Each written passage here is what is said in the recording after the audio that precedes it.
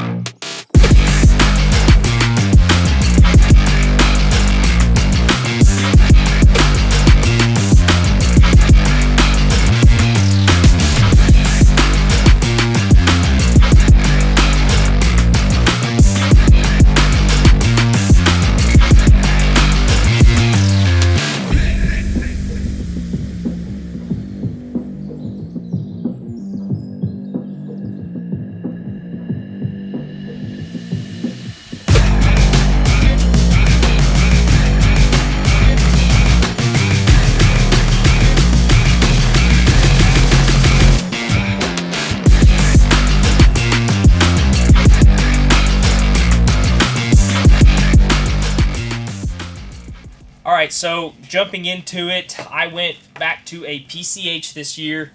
I am shooting carbon limbs and a G10 riser.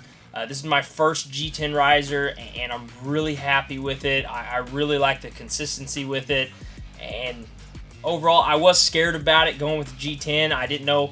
I like shooting the PSR a lot, which is a very lightweight bow, so going to this, I didn't know if I would like heavy, and I definitely can tell a difference, especially holding it, like pulling through a clicker and stuff and really holding that bow for a long time.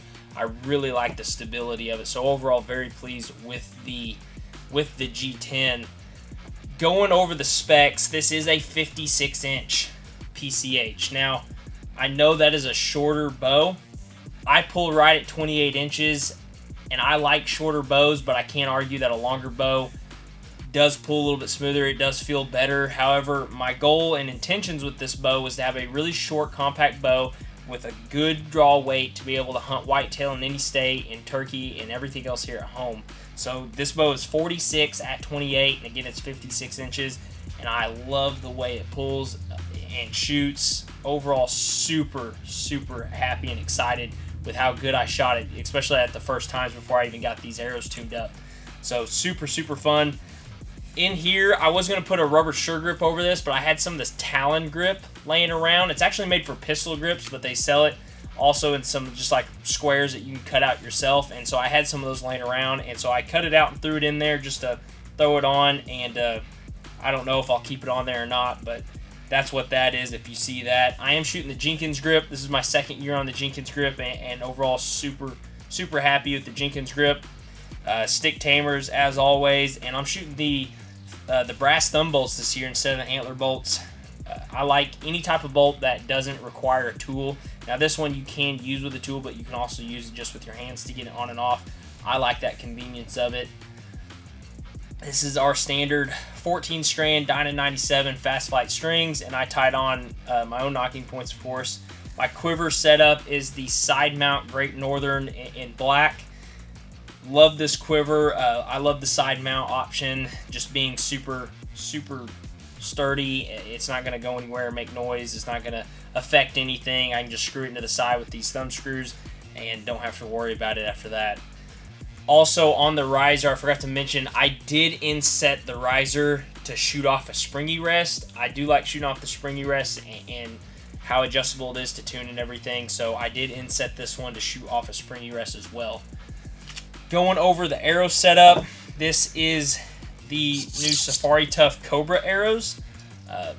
Super happy with these. I'm pumped about these. We are carrying these now. We're going to be carrying the Cobras, the Taipans, and the old schools with all the components. So go check those out if you haven't already. Go look at the test kit options and see what all the test kit comes with, and we'll get one sent out to you, and you can maybe try to bare shaft one and see how it flies. But overall, I am super happy with these. I like the Cobras just because I like to go a little bit heavier in my arrow weight. So out of 46 pounds, I got this total arrow weight up to 518 grains, and it flies really good. It's super solid. It's hitting hard. I don't know my FPS or something. I haven't chronoed it really. Going into the tip weight, I tried to originally tune this for the stainless steel half outs that come standard on the Cobras. They're 55 grains, but I was finding I needed a little bit more weight up front, so I did go with the cooling brass insert, and I broke it down to 75 grains with the collar and 150 grain point. Super happy with these arrows. I miss a lot, and I always find rocks somehow on the range, and even here in Southwest Missouri, if you do hit an animal, it's going to hit a rock on the other side. So durability is very important to me. I don't like one-shot arrows, and these arrows are super tough. And I have shot them off everything, rocks and cinder blocks and everything else, and they have held up amazingly. So go check those out. But that's the arrow system I am going with. I still haven't decided what broadheads I'll use yet, but I say I'll play around with some. But overall, this is the bow that I will be chasing turkeys with here in a couple weeks and whitetails in this fall.